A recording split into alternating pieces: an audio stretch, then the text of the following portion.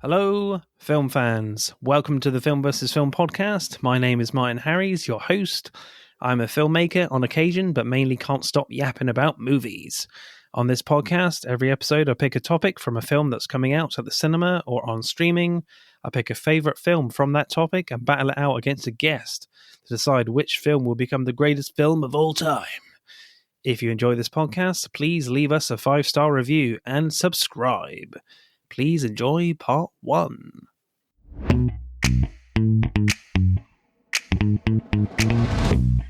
Hello, podsters or podroonies, if you prefer. We are back again for another episode. And this episode, as The Devil Wears Prada 2 is out in cinemas, we are talking about the main star of that film. And no, it's not Meryl Streep. We have actually done a Meryl Streep episode in the past, so do check that one out. But in fact, we are doing an Anne Hathaway films episode for this week. And of course, I am joined by a returning League of Podcasts member with an extra co-host with me. Welcome, Claire and Danielle. Hello, how are you all? Hi, good. Hi. How are you? I'm very well, thank you. Very excited for this one. Very thrilled to be talking about these two films, which we will. It's girly pop week over here. Yes. On the pod, film versus film. It is. I am channeling my inner teenage girl for sure for this one, as we all should. Yes, yeah. I can't wait to hear how this got you into that teenage girl energy. But I'm also sad to hear that you've already done Meryl Streep, because that sounds amazing. I'll have to check out that episode. Yes. She's wonderful, as we will definitely talk about, I'm sure. Absolutely. So you guys are known as Why the Flick? ? So tell us about your pod and where can we find you guys? Yeah, so Why the Flick is a bi-weekly podcast where we watch a new movie each episode and ask ourselves, why the flick did we watch this? And Danielle is my co-host on the show, but we really just pick a random movie, well, not always so random, but basically a random movie each episode and talk about it at length. And then we also have some fun segments that we do at the end, all related to flick in some way. But yeah, you can follow us basically wherever you get your podcasts. And then we're also on social media at Why the Flick. And I'm there. I'm there too. and Danielle, yes. And I talk sometimes. Yeah, Danielle you bring wonderful insight, Danielle, all the time. Yeah, Claire's basically the producer, do it all of the podcast, and I come on once every other week. Danielle's the talent. Absolutely. Thanks. That's nice to hear. I like that. So we're relating this episode to The Devil Wears Prada 2.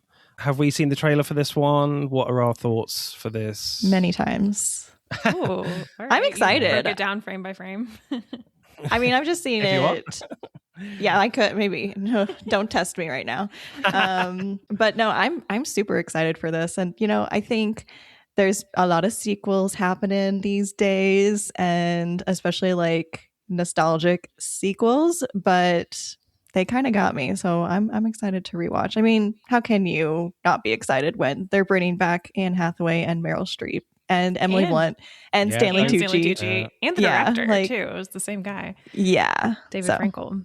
I don't know how I feel, because I watched the trailer after watching Devil Wears Prada for the podcast, and the vibes just felt so different to me in the trailer compared to the movie that I'm a little worried about it, because I do like the original.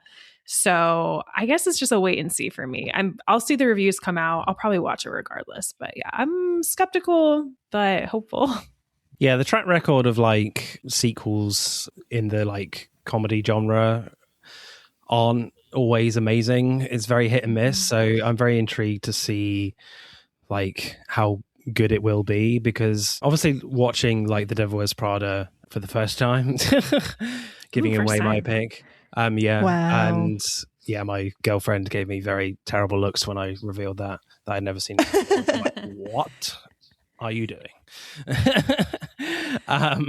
But yeah, it kind of ends on a very kind of interesting note, that film, which we'll certainly get into in part 2. And it's interesting where like they leave the relationship between like Nate and Andy.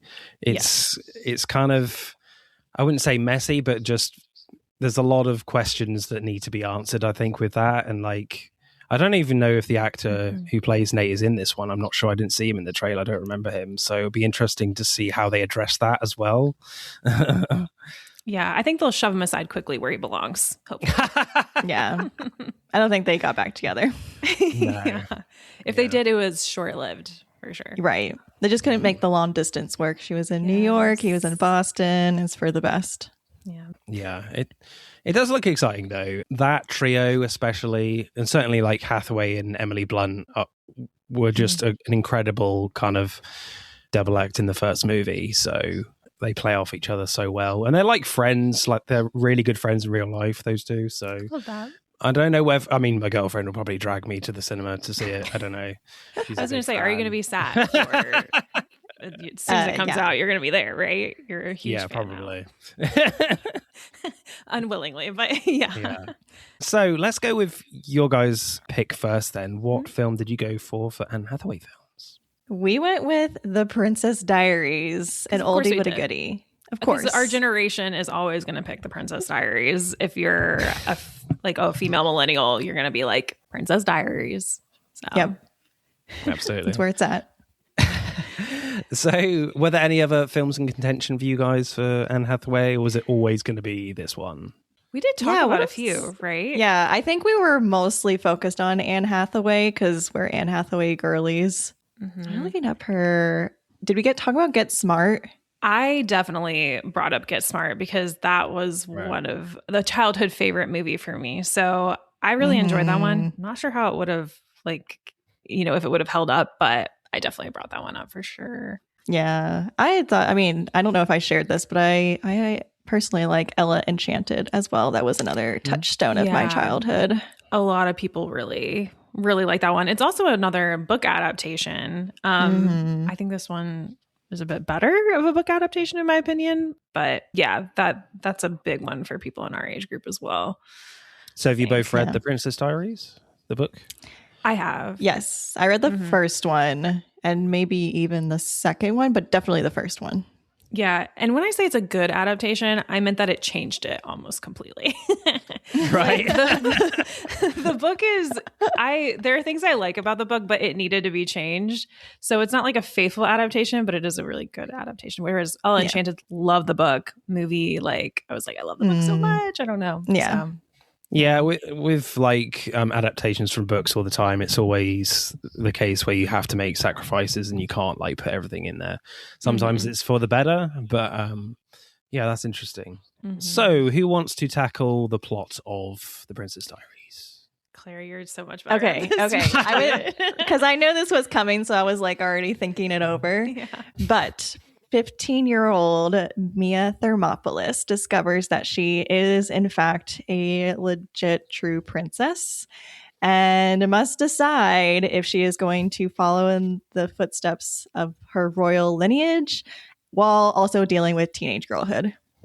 Well, I just wanted to applaud you because if you had never seen Devil Wears Prada and you were reticent about watching Devil Wears Prada, watching Princess Diaries was probably way harder for you. So, because you don't have the nostalgia factor that we probably do with it. So, I mean, I don't know. Maybe you actually have seen it, but it could be a hard watch. I think if you're, No, I think it was a really fascinating watch for me. There's a few points I have. There's a few niggles for sure, and I think there's another film that I will mention that I think if that film came out earlier, then this film might have felt like the influence of that film a bit more in terms of where it was going. Yeah, because I think initial reactions for me, I really enjoyed The Princess Diaries, certainly from a comedy point of view. I think it has some great visual gags and some really great slapstick comedy that mainly works. And I really liked a lot of the relationships that Anne Hathaway that she has within this film, and certainly Julie Andrews is key here to this film, which I loved. I love Julie Andrews in this. She's absolutely fantastic.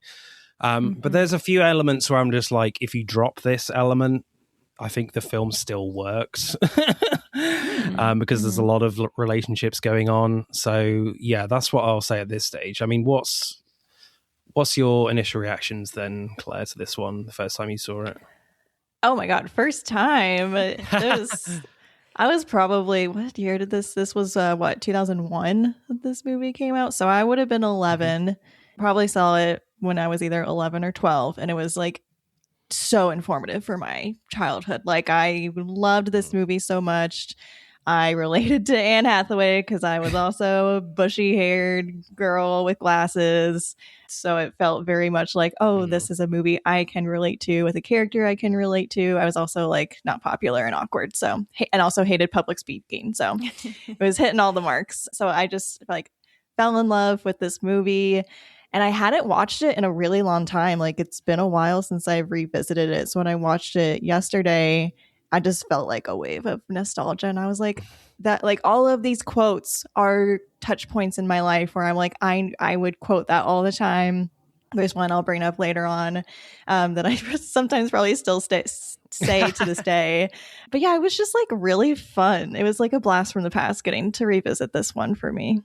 Yeah, I wrote down a lot of lines for this film and Devil Wears Prada as well. It's a really films have very great quotable scripts. Yes. Yeah. Danielle, how about you? What was your initial reaction to this one? Yeah, I was younger than Claire, but I couldn't really like, I guess, fully relate to her because I wasn't as close to being a teenager, but I definitely loved this film. Watched it as much as I could because I didn't personally own it, but I think my cousins did. So it was definitely one that if I was at someone's house, I was like, can we watch this one for the sleepover, please? Yeah, there's so much to it that really like lit up my brain when I was a kid, I guess, like the makeover scene and just the resulting makeover. And I don't know, just lots of little things, the M&Ms on the keyboard. I don't know, just like things that they showed that I really like gravitated towards as a kid. The M&Ms on the keyboard was kind of weird for me. I'm just like, you question is why? You press a long, why? If you literally go, if you press a wrong key, you can have a lot of M&Ms fall off the fucking keyboard, and you're gonna lose them on the floor. I'm like, what are you doing, dude? Yeah, I was definitely in why the flick mode while watching this a few times. I was like, that definitely would have been my why the flick, because what is going on with the M&Ms on the keyboard? But I was still, just as a kid, those little things like that, I'm like, candy, yay. So it's just stuff like, there was a lot of things that really like got me. The sorbet that she eats, like the greenness of it, like that stood out in my mind. So yeah, it was definitely a movie I loved. Really, really enjoyed watching as a kid. I watched it again for the first time in years for the podcast. So it was definitely a nostalgia watch for me, but I think my adult brain was really like struggling with the concept a lot more, because it's just ridiculous that she was never told that she was a princess. It's crazy. So I think I had to get over that. And I think overall I did really enjoy it, but it's definitely for a younger audience. But I can see why it is still so iconic, because it's just a fun movie to watch, and we just don't have enough of those anymore. Just like a fun, bright film, a little candy film that you can, eat, and it's great. So it's one of those films where you could just put on like Friday night and just have a really good time, especially if you're a teenage girl. So. Yeah, absolutely. Sleepover film for sure. Yes. Yeah. So let's get into the main discussion then. So, like in the beginning, like I found the reveal that Anne Hathaway's character Mia Thermopolis is in fact like a real princess in Europe, like a really interesting, because like the film sets up this high school setting that we've seen a lot before. And Mia seems to be this kind of dorky, nerdy character. She, has her struggles, but seems to be very happy with who she is right now. You have that kind of cool, like, rock climbing scene with her mum, and has like a few friends interactions with Lily, her best friend. And you have that kind of great scene where she's like imagining that she's kissing the jock character. I really like those bits. So there's definitely like a sense of jealousy that she wants to be like the popular girl in school as well. So when it's revealed that she is like a princess, I thought she would be like more excited by that, to become the coolest person amongst her friends. But no, she's very upset that her mum lied to her. So Fair. I'm just kind of like, that's reasonable. Yeah. But I get what you're saying. Yeah. The fact that her lineage was kept a secret. So it's kind of, so I think it's great that the film creates such a rounded character before the reveal. So it sort of wrong fits you with her reaction to becoming a princess. In fact, her relationship with her mum is more important to her. So it's kind of a great character work for me early on. Yeah, so it's a really well played out opening set a few scenes for me in terms of her character. Yeah, I think one thing this film really does super well is just portray just what being a teenager is like, and that awkwardness and selfishness that you have at that age, and some of the decisions that you make that are just incomprehensible to the adult mind. I feel like when she walks through the grass at the embassy, it's like, why would you do that? But of course you would, because you're a teenager and you don't care. Like, you're just not self-aware like that. So I think that was like the best part of this film, was just like the characterization of like teenager and what they're like. And then it really is like a coming of age story. She comes into herself and realizes that there's more beyond just herself. There's a difference that she can make in the world. And you really see that like progression for her. And it does all start out at the very beginning, where she is like uber awkward, uber like kind of a little selfish, just like self-conscious, that kind of thing. But I do think they set that up really well. And I feel like there is like a nice mix where you're like, okay, she does have a wish to maybe like be more than what she is currently, but there's still things that she is struggling with, like public speaking. They set that up really early on, that she really does not like speaking in public. So there are things that are still holding her back, that they're like setting up here from being her true princess self. So yeah. And I liked that, like, she wasn't just a nerd, or she wasn't just like she does rock climbing. That's athletic. She really likes cars, and she works on, or she has a Mustang that other people help work on. She for has her. other people work on her car. Yeah, but she still has an interest in these other like aspects, and so it makes her a little bit more multifaceted. In addition to being just super awkward and like the teenage unaware of like how you're coming across, I think too, like when she like gets the gift from her grandma, and then she like she drops it first of all, and it's like this very antique jewelry box, and then tries to like put it in her backpack, and she's like shaking it all around, and Clarice is like, oh my gosh, that's very old, please be careful. So yeah, I loved all those characterizations of Mia. Yeah, she definitely feels like a very like rounded character, Mia, even after those first few scenes. So yeah, as you say, like the rock climbing, I did not expect to see a scene in this type of film where the main character, the teenager, the protagonist, rock climbing with her mum. I'm like, that just sets her up as being quite cool already. Yeah. Certainly watching it in 2026, that aspect of it. Whereas she still has kind of this desire to be popular, but still wants to be kind of the nerdy kid as well. So there's a lot to her character like immediately, which I quite liked with this film. And also the film has like great in terms of like directing, like the film has great cat reaction shots, I thought. Cat reaction? Fat Louie. The best performance, Fat Louie. Yes, I do love. So I didn't finish it, but I watched a YouTube video where someone was like breaking down like the books versus the movies, and she was like, the cat's not fat enough. Like, that is a big problem. The difference. Wow. Poor Louie. Like, all right, he's a little chunky. He was so cute. I thought he was he was perfect. I want him. I need him in my life. So I think the visual gags are very hit and miss for me, I would say. Like the misses, I would say, are like the first like baseball scene where Hathaway accidentally like throws the baseball at the teacher's head. You can clearly see it a mile away, and you can clearly see that she's aiming for her head. Then when Hathaway is kind of in the training stuff to be a princess, she's trying to like sit properly in a chair like a princess and just falls over. Didn't really work for me. But I loved the kind of broken statue gag where she shoves like a broken finger. She breaks kind of the finger and then shoves it in its mouth. That was great. I loved the one where like Mia, and then like halfway through, I think, Mia's at this royal dinner for the first time and accidentally sets a guest's dinner jacket on fire and then just dunks his arm in an ice bucket, and he seems to be completely oblivious of what's going on, which is hilarious as well. And then immediately after that, you have kind of, as you mentioned, Danielle, I think the frozen ice cream scene where these two other kind of royal dignitaries like try and help her out by just like pretending to act like they've got brain freeze. I thought that was genius.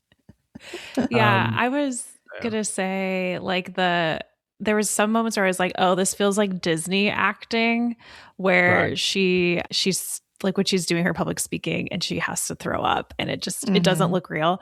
But then there were some moments that she really nailed it. I felt like with like when she was putting on the pantyhose, I thought was really good, which I'm like, maybe it was a body double, but it seemed really good. And so and dangerous. Dangerous. Yeah. The bodyguard Joe should not be letting her do that for sure. But I was like, when we first started and they had the throw up thing, I was like, oh, I don't know, Anne Hathaway. But then like just seeing how much range she had in this film, and there were some really good physical moments, I was like, oh my, she's so good. She was like her first movie and she did so well. Oh. Yeah. Her falling on the bleachers is the one that like always stood out to me. That's real, which was, I think. It was not planned. Yeah. That was, I loved learning about that. That it was just a teenage girl, just like us. She really embodied Mia so much that she brought that to the scene. But that, I remember like that's a scene that stuck with me so much, of her just like, walking up and down those bleachers and then slipping and falling. Something I would do. I love the montages though. So you mentioned like her falling down while she's trying to cross her feet. And that was part of one of the montages that they did. And those were like some of my favorite parts of the whole film were the montages. Yeah. They were just so when fun. Julie Andrews like walks, she's like, we don't slump like this. And you can see like she's leaned over. I loved that. She brought a little bit of comedy there too. I just don't see how she falls over off the chair. I'm like, just put your foot behind your ankle, girl. It's not hard. And that might have been more like writing, maybe. I don't know. It's just, I mean, I guess you could pull it off, like if you're a good enough actress. But I did like the little kind of dinner table etiquette scene where she's like tied to the chair, and it's just like, well, I can't reach my drink. Airmaid scarves. And she's straining to get the salt shaker. Impractical. Yeah. Like the physical comedy stuff, like that's hard stuff to do for a young actress or any actor. So yeah, absolutely. Have you got a favorite visual gag, Danielle? I can't think of anything off the top of my head other than what I've already discussed. Do you, Claire? I mean, the bleachers, even though that was an accident, during the dinner scene too, I love when she tries to help out the person giving the speech and she hits the knife on the glass and then the glass breaks, and then the waiters are like, it happens all the time. Don't worry about it. We've got loads out back. They only cost like $5,000. Right, exactly.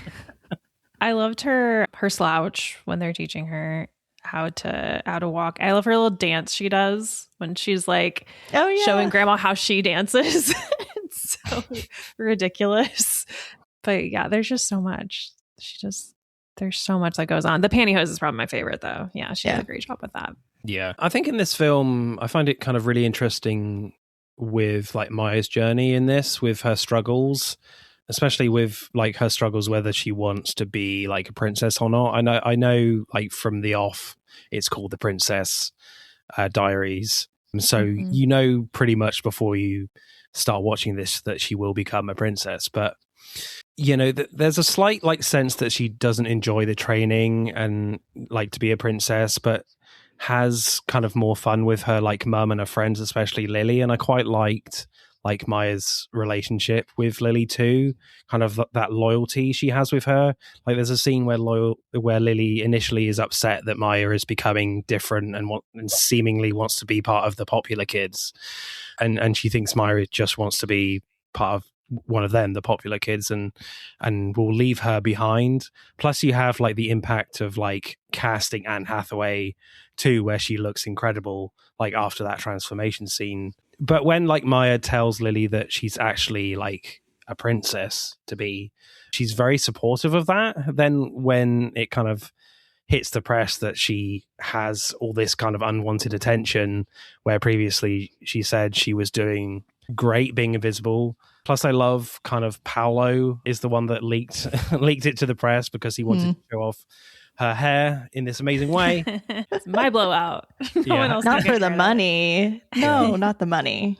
But on the other hand, like, other than like being duty bound to save Genovia and to become like a princess for her absent dad, who we never really see in the film, not really, I don't think like the film does like a good enough job of showing us like the benefits for her becoming a princess in terms of like her relationship with her grandmother, Julie Andrews. It's very much like more of a teacher-student relationship at this point. So it feels like turning down being a princess would be the obvious choice at like the midpoint of the film, about an hour in.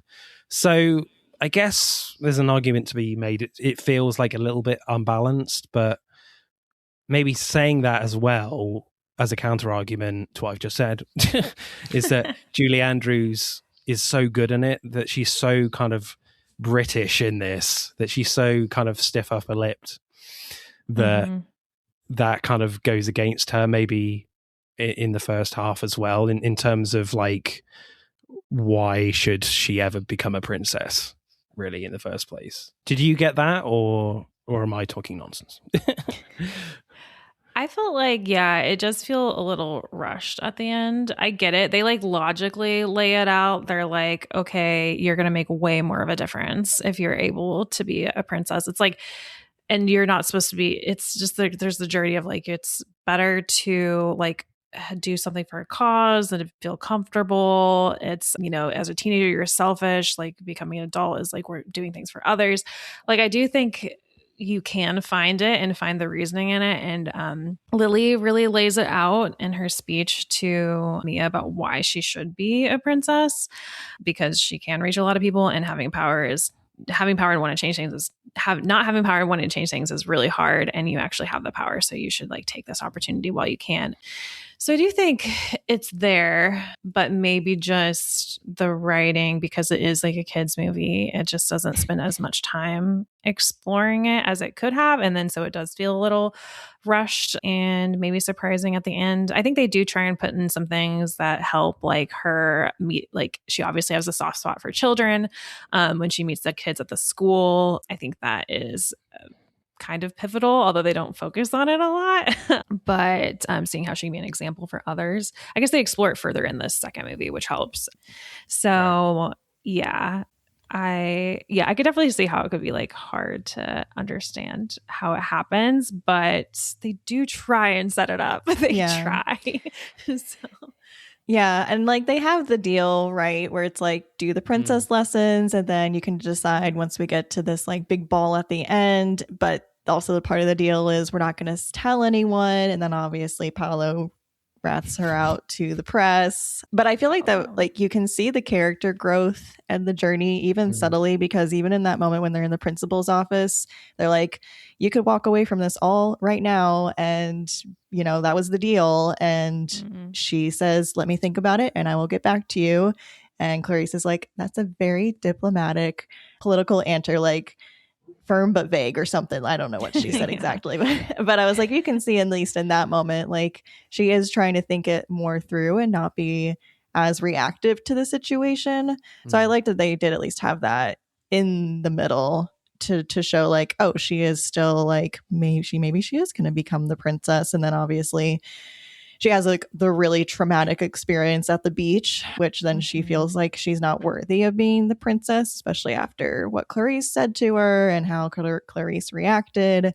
But then obviously, you know, at the end when she finally gets the letter from her father, that's what really changes a lot of her positioning. Yeah. Yeah, absolutely. I think certainly the different relationships in this film is its strength and its weakness with this film. Like the relationship with Maya and Clarice, and even Joe is really strong. I really like Joe's character. Yeah. I love Joe. Joe. He's the bodyguard we always wanted. Yeah. But Maya's like romantic relationship with Michael doesn't feel very strong and feels a bit tacked on for me.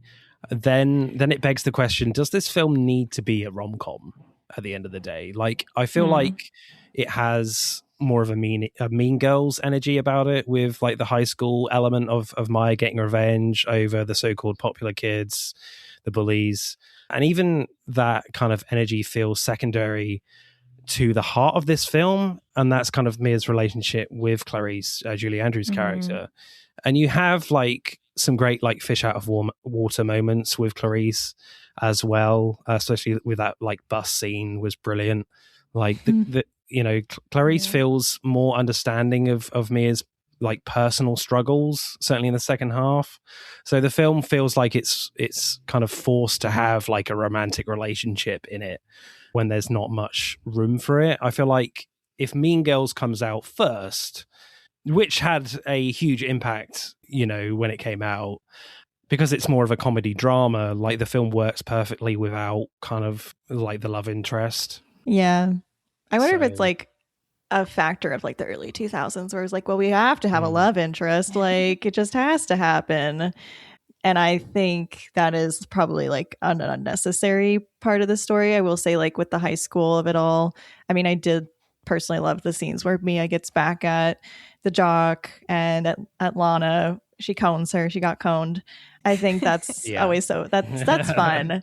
But certainly the relationship between Mia and Clarice, I would have liked them to spend more time with. I loved what they did in the movie in terms of like Clarice being like, let's take a day off and go about town. And she takes her to, I don't know what that place is in San Francisco, a pier. Yeah, but she like arm wrestles the thing, and then she eats a hot dog and she hates it, even though she says she likes it. So yeah, I loved all those moments too. And I think that helps like make Clarice feel more relatable too. It's almost like as Mia starts to become more like regal and I don't know, refined in her mannerisms, like Clarice is starting to like be a little bit more lax and like open up and have fun and see.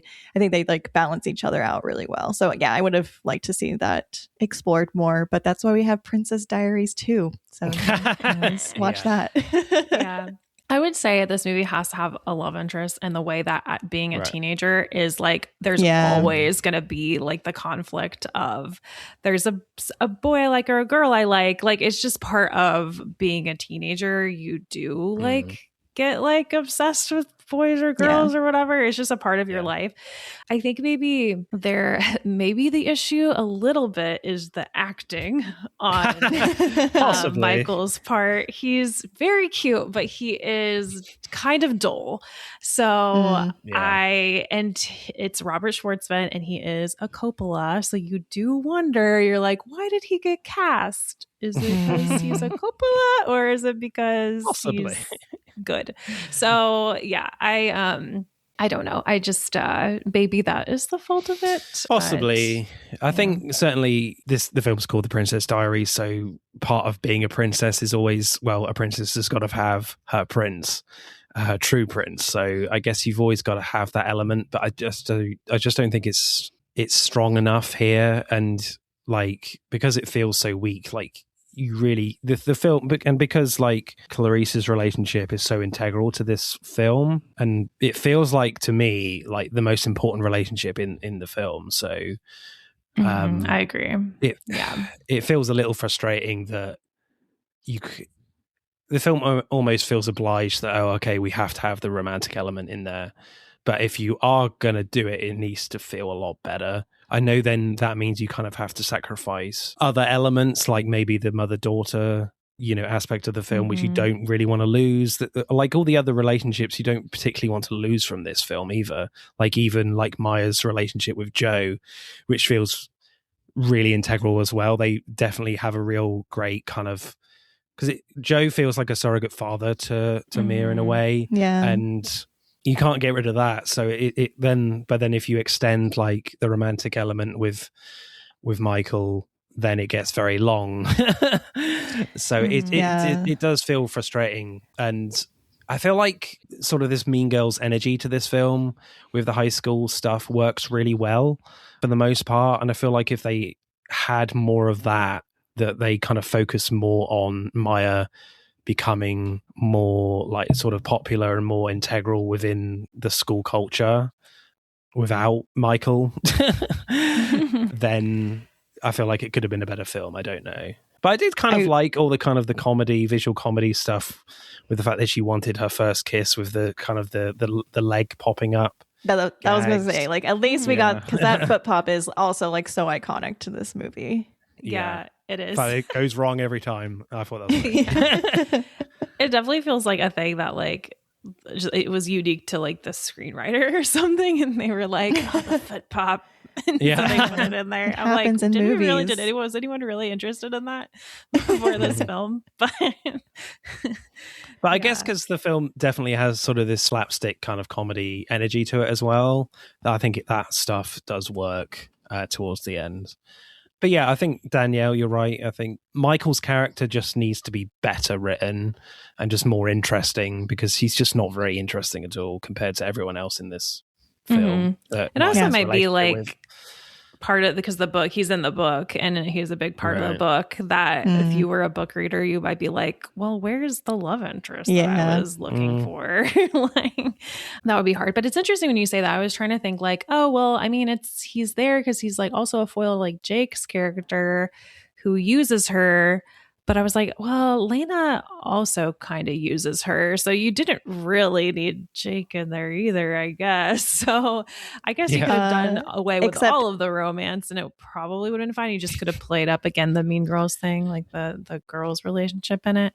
Yeah. So yeah, I don't know. It would be interesting. I would love to see the cut without you play up Mandy Moore a little bit more and leave behind the men. Although I feel like you already killed the dad. Like, come on, we can get rid of the others too. It was fun to get to see Brink 182 guy in here. Isn't that the movie, the skateboarding movie? Isn't that him? It's a Disney Channel original movie. Let me look. So the blonde Jake is okay. I did not see that. Wait, now I've got to check myself. I'm just quickly scrolling. 182 or Brink? No, Brink. I thought it was. Oh, wait. Yeah, Oh wait. When you said Blink, I was like, he was in the band? Like, I didn't know that. I think I combined the band with the movie, but I think it's actually if just that was called true, Brink. I would definitely watch that again. This film. Wait, why did I not get sued for calling the It's called Brink? Yeah, and that's him. Yeah, he plays Brink Brink's his middle name, but yeah, he's the actor in Brink, not Brink 182. I really want to know how your brain came to that. Other than is this a thing you thought for a long time, Claire? You thought? I think as of yesterday, I was like Brink 182, a long lost band. Claire's number one fan. Yeah. Nice. So in the second half of the film, well, I think, as I said, like from minute one, like the film becomes kind of very obvious that she will decide to be like the princess of Genovia. Genovia. That's the one. You don't know your geography, huh? No, I'm just it doesn't exist. It definitely does not exist. But that's not like a big criticism at all, because we've kind of talked about it a bit already, but you kind of have these kind of three great character moments where Julie Andrews, her best friend Lily, and her father with kind of the letter explaining why she should be a princess. Like Julie Andrews explains, like Charles Dickens, you need the three ghosts to talk to you. Yeah. Julie Andrews kind of explains that to her that her father always remembered kind of the love of his country. Lily tells her how much of a role model she could be as a princess, and the letter from her father reveals that she kind of has like great potential about who she can be as a princess. So it's kind of less about won't she decide to be a princess, even though it feels like that when you're watching it, but you instead have that kind of comfort feeling in knowing that she will, and those character moments feel deeper in a way without you being distracted about like thinking, will she, won't she? So you can kind of enjoy the film more, kind of knowing that she will kind of end up being a princess, if you know what I mean. So it'd be a real bummer if she didn't. Yeah, exactly.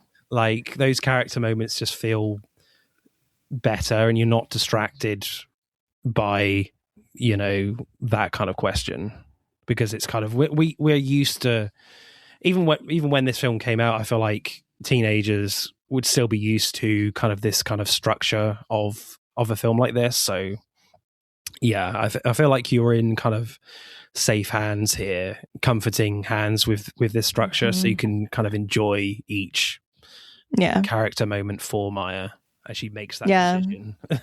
And they still like take you on a roller coaster ride, even though like she is going to decide to become the princess, but they're still like, will she, won't she? And it's always like a dramatic thing happens toward the end, and you're like, oh, it's very much like rom-com where like dramatic thing happens at the end, and the characters aren't going to get together. And but in this case, it's like she's like, I'm gonna run away, which, what a choice that was. I forgot that she was planning to just run away from everything. And so, yeah, it's very much this like crossroads that she's faced with. And then she has a choice to make, and she ends up making the right choice for her. There's just such a point to be made that this movie and The Devil Wears Prada are just the same movie. When you were talking about that, I was like, yeah, it is about the choice. And so is the other movie we're watching. Yeah, I was like, so many parallels. Yeah, so many. But yeah, it is interesting when she makes that choice. It's like she could run away, which is such a little kid thing to do, to run away. Be like, I'm going to run away. You have no clue how it's not going to work. Like they're going to find you immediately. You're famous now, world famous. And so she's choosing between that very little kid idea of running away and then like this adult responsibility. So yeah, definitely. I think it's really kind of, the film has a really interesting commentary on the royals. Certainly watching it now with in terms of abdication, like the film is definitely drawing from, Edward VII's abdication, which certainly nearly destroyed the British monarchy at the time. But watching it now, like the appeal of becoming a princess in this day and age is probably not as strong as it was with so many controversies surrounding the British monarchy. I know the film uses like a made up country for its royal family, and it feels very separate from our world, but it's hard not to escape kind of the reality of what's going on now. So I think sort of the changing attitudes towards royals maybe does make it feel kind of a little dated from that respect. Is that a fair comment? Yeah, or? I think, Oh, you go ahead, Danielle. Well, I think that's like, you are definitely the one to speak to this as someone who is British. Like you would have more of like an understanding of this. But there was a point when I was like going over my notes where I was like, yeah, this movie is kind of like a justification for the monarchy that I do think doesn't work as well anymore. They're like, it's actually good because you can make a difference. And it's like, yeah, but how much of a difference do they actually make was like something that like went through my mind. Like maybe we were a little idealistic during the time, thinking that yes, it can actually, people can make a difference with their platforms. But yeah, it's interesting that you see the parallels because they originally, like Genovia is based off of Monaco, which is more of like in the book, like they kind of they're kind of French-y more than British. So, and that's like kind of maybe a little bit of a Princess Grace was the Princess of Monaco, like an American princess. So I think maybe they're right. That was an influence. But yeah, they kind of changed it to be more British seeming. And it kind of, fits like the narrative, I think, of paralleling the British monarchy and kind of, making some commentary on the good that can come from that kind of power that they hold. Another thing that I thought was, that reminded me of the British monarchy was just like the paparazzi stuff. Like when she's caught and Jake like basically forces a kiss on her, and just how it's like a terrible situation, and they like plaster her all over the papers, the kiss, and like, her without her clothes on, she's getting changed and they take photos of her. And that did feel very like real and a real concern that they didn't really like explore as much as I think they could, because honestly, that would be like one of like the biggest issues of becoming a royal today is just like the publicity and not having any privacy and like the press like twisting everything. And I mean, we saw with Princess Di, like, and they can literally kill you. So that reminded me of that. And also like, was like, yeah, that would be a real good reason not to do it, that they didn't explore too much. But yeah, I think there is something to say about, there's some connections to be made. Yeah, for sure. They didn't have the crown back then to get to watch all of the history.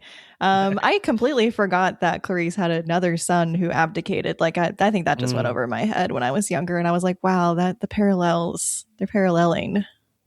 Yeah, because there's certainly now there's a feeling that, you know, if you are like part of the royal family, that you are extremely restricted of what you can do, especially like what, you know, with certain views that you have, or where you can even go just to remain, to have like a private life, etc. And certainly in this film, like as you said, Danielle, with the paparazzi stuff, that's kind of mainly done with comedy. And I think it, you know, that I feel like it definitely should just stay as that. And I think if it does get darker, then you're going to really lose people with this type of movie. So, but yeah, I think, as I was kind of saying earlier with my struggles with the first half of this film, there's just not a strong element, because you're like, what, for me watching it now, there's just not a massive strong element of Mia like deciding, yeah, I really want to be a princess, from what you're seeing with her relationship with Clarice, Julie Andrews. It might be kind of a fault of kind of the writing, as in terms of like Clarice's writing with her character, because it's, as I said, it's very much just like a, you know, a teacher student relationship in that first 45 minutes to an hour, and you're really struggling to be like, okay, it seems like a really luxurious life, but you are sacrificing an awful lot when you've established that like the relationship with your friends and your mum is just quite unique and seems very strong, that you're going to sacrifice a lot of that for this royal life where you have no privacy.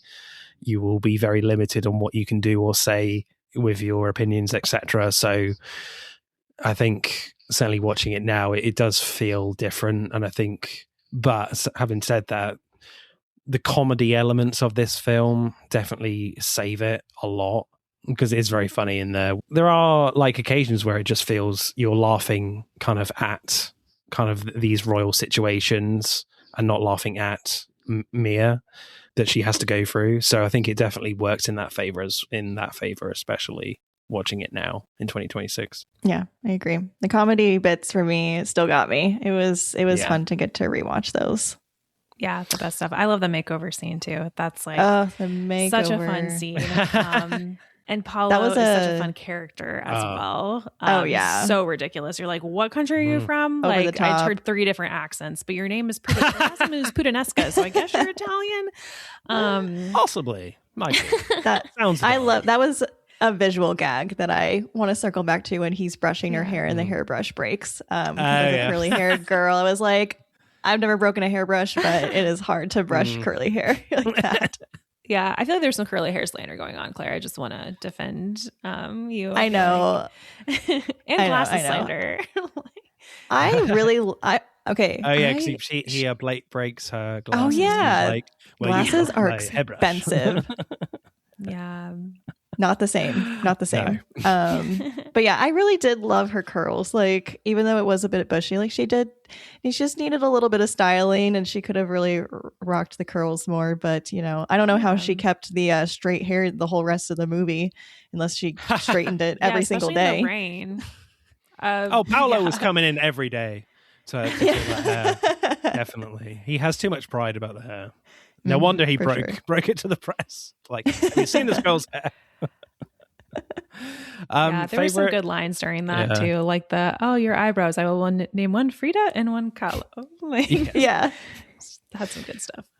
Favorite scenes, people. Claire, what's your favorite scene? Oh my gosh, there's so. I mean, I think when she first learns that she's a princess, because the makeover, I feel like is everyone's gonna say, me, a princess, shut up. And it's just like, that is such an iconic line too of this movie. But yeah, just the whole scene where they're out, she's having tea with her grandmother, and just her mannerisms, very teenage girl, and she's just like, she like leans over on the table at one point, like has her hands on her chin, and she like a little like piece of her hair falls in front of her face, and she just goes and like brushes it away.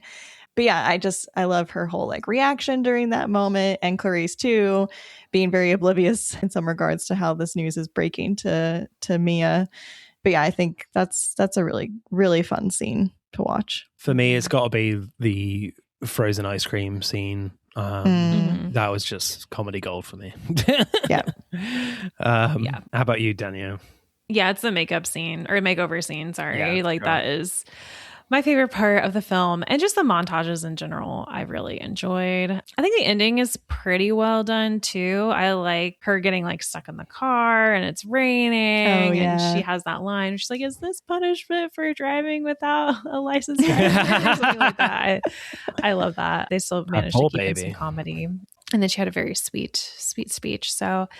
Yeah, but I think the funniness is like the strongest part of this movie. There are some truly like hilarious lines. A few of them are, I love when Lily is like, "Hold up, wait for me. Not you. I don't even know you." That's fun. And then when Joe is like, "And her friends didn't help either. Anna Falana Banana Bandana Montana." He says it so much better, but they're just some really great funny lines. The speaker announcements that were happening throughout the film. Yeah, those were the best parts. Yeah, there's so many great lines in this. Like the first one that I noted down was jerk and jerkette sighting. I thought that was pretty cool. We mentioned it already, but a princess? Shut up. I beg your pardon. Shut up. Your Majesty, in America, it doesn't always mean be quiet. Here it could mean, wow, gee whiz, golly wally.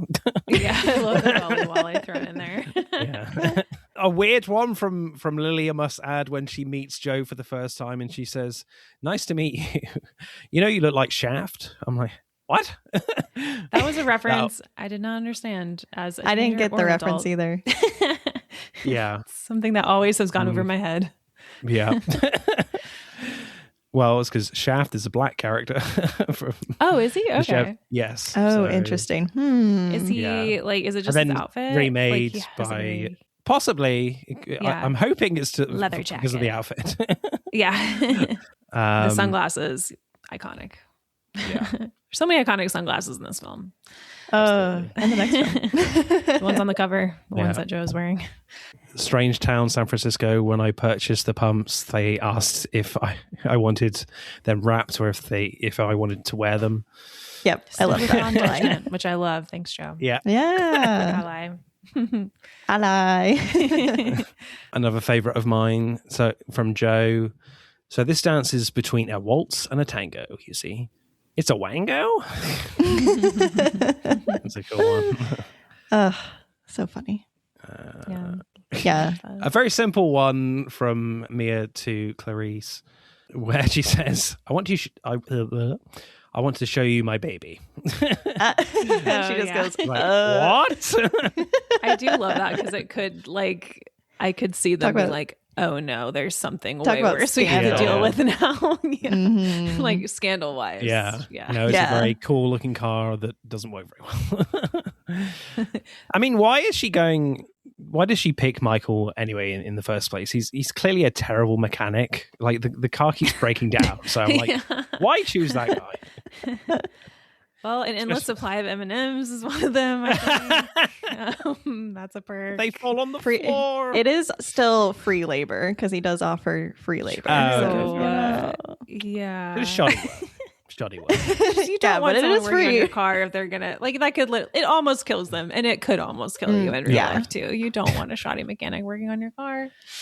I do believe I'm beginning to feel that corn dog. Said with a very posh accent and mannerisms. Love it. From Paolo, "You made it. You bet your life, you big strong bean. Here, Paolo is here to save the day." I like his little scream when he first sees her. Oh yeah, very beautiful. I love when what do they say? Like he and Joe say something back and forth to each other when he keeps trying to step forward, and then he says something, and Joe says, "I don't know, I'm messing it up." I don't remember, but it was another language. I think they can say sorry. I think they're saying sorry, and thank you or something back and forth. But I yeah, gotta that know. was I'm funny. pretty sure his other languages he was speaking were just nonsense. They had Possibly. to be. Yeah. They're just subtitled. Yeah. Whatever. Right, to the scores then. Oh wait, I wanted to just throw in a then, few Claire. lines. Yeah, Sorry, sure. I've been waiting. I'm like, my turn. Well, first of all, this line from Mia is one that I know I've said in the past, for better or for worse, whether it be good or bad. But it's when she's in the mirror and she goes, "Well, this is as good as it's gonna get," and then she walks away. Sometimes I felt like that. And then there were some really funny lines from Clarice where she goes, "It's bigger than orthodontia." Yeah. I loved that line. Mm-hmm. Also, when she says, "Eyes lovely, but hidden beneath Bushman eyebrows." And then Joe, who says, "This is a non-right hearse, and if it were a hearse, there would be silence in the back seat." I thought that was very good. That's a good one. Yeah, just aside from lines, I just want to say, like I've kind of mentioned, I should have brought this up way earlier, but this is a lot different from the book, and I feel like they made a lot of good choices with that. In the book, the grandma is like a terrible person. She's mean and withholding, and like is kind of rough. She like drinks sidecars and smokes and has tattooed on eyeliner. Right. And Wow. it's New York, and it's just so different. And it's just like a more satirical, like tongue-in-cheek book. And it is funny and it is well written. And I do love Meg Cabot. But it is just like, it is kind of has an edge to it. And I think they did a really smart thing in making it a lot more lighthearted and fun. And they kept some funniness. But yeah, it's just it's a lot brighter than the book and has a little bit more heart. And I don't want to say that completely, but it's definitely more emotional, I guess. And yeah, I think that was just a very smart choice, everything that they did with that. So I want to credit Gary Marshall with that. So nice. Yeah, speaking of the directing scores. So directing score for me, I don't think the film really does anything special in terms of directing, but I think like staging the comedy is like, it's fine. It's pretty good in moments overall. Like I do like some attentions to detail with kind of the foot flip stuff. They go in close with that. But overall, I don't think they do anything that like insane with the camera.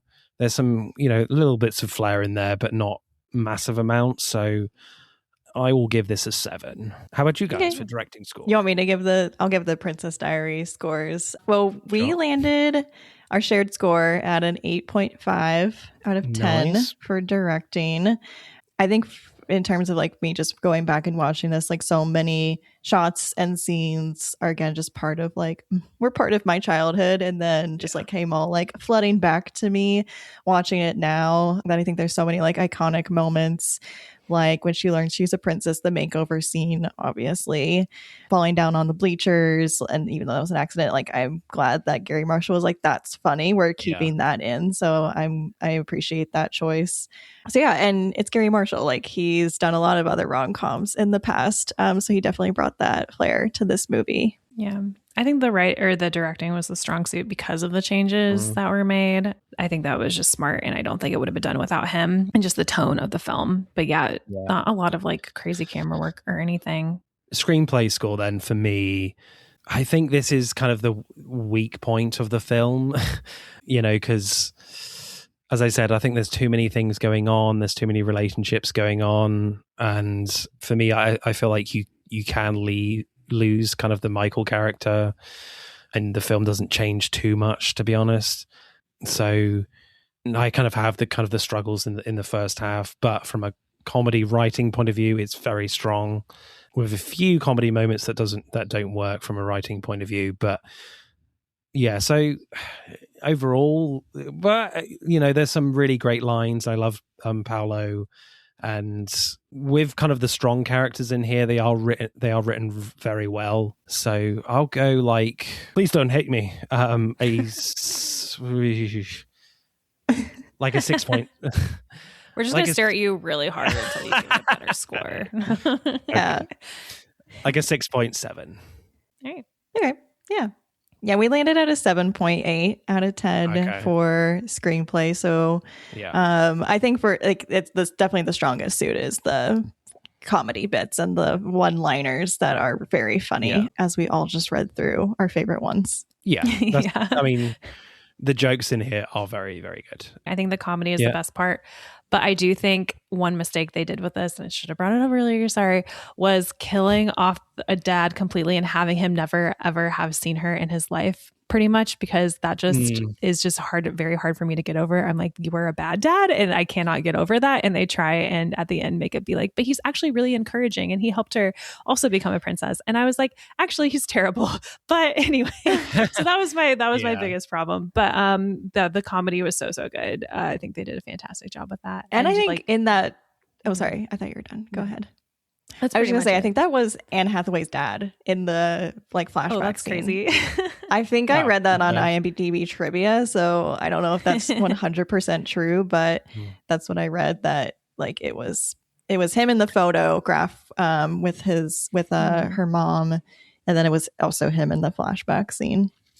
Yeah, it's an interesting point because normally when a character has a deep, strong relationship with a parent character or whatever that we never see, or practically never see, I do have a problem with that. But because Joe is just such a great character here, he acts as such a great surrogate father figure, and I'm willing to give that more of a pass. And I think that kind of the voiceover work with that letter, I felt like was quite strong to me. So yeah, I think the combination of those two things, I think with that element, I think it works quite well. Favorite performance, guys? Who are you going for?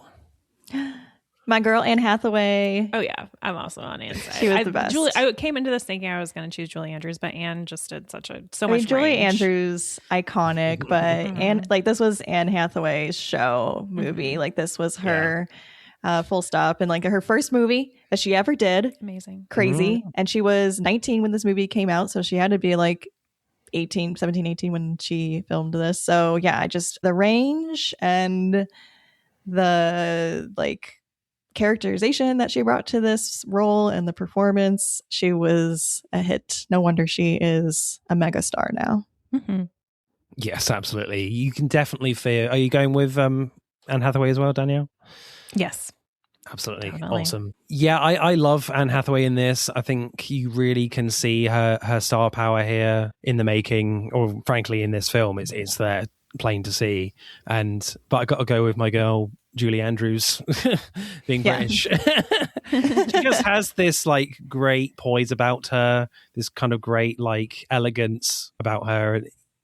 Even though frustratingly, structurally, it kind of sort of goes against her in the beginning, but she's still fantastic in her performance. Yeah, and she just bounces off kind of Anne Hathaway kind of really well. And she, even with kind of the more comedic stuff that she has to do, certainly with the bus incident with the car, not the bus, the tram, that was really well done from Julie Andrews as well. She really kind of had fun. I felt like she was really having fun with that, which is cool. So yeah, Julie Andrews for me. In terms of acting score, though, I think this is probably the best element of the film for me, the acting. In terms of the core, the core actors. I know what you're going to say, Danielle, but what about Michael? He was not great at all. Yeah. There's some good players and bad players. Yeah. But yeah, certainly Anne Hathaway, Julie Andrews are very good. And the core actors who play Joe and Lily are excellent as well. I mean, those two don't do anything particularly special. I think it is kind of the Anne Hathaway and Julie Andrews show for most of it. So yeah, I'll go a solid 8 for me. Ooh, nice. Yeah. We are landing at a 7.8 out of 10 for acting. So yeah, I think we also enjoyed all the performances, Anne Hathaway, and I think Julie Andrews to me is just on another level. So I feel the fact that this was Anne Hathaway's first movie and she rose to the occasion next to a standout who is Julie Andrews, who is so iconic. I think that speaks volumes to her performance. And yeah, I mean, I loved the side characters of Lily and Joe. The Prime Minister, especially too, I want to give him a shout out because he was so funny, and obviously Fat Louie. Wait, yes.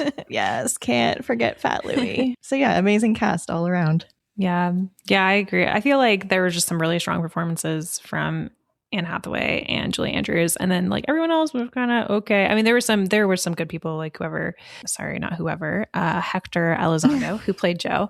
But yeah, they were so good. So yeah, like I think it's like the distance between the two is why I kind of went with the score I did. So nice. Did we already say what it was? Yeah, 7.8. Right, let's add up the scores then for The Princess Diaries. Like a drum roll. Yeah. What's like a royal processional we can play? God Save the Queen. Yeah. I don't know how it goes though. I only know the title. Oh, Britannia? Is that the same song? I don't know. Martin's over here like these. Yeah, I was Americans. like, we're saying everything we can to get Martin to call off the next recording. And this is the last time Why the Flick ever came on the show. Absolutely not. Right.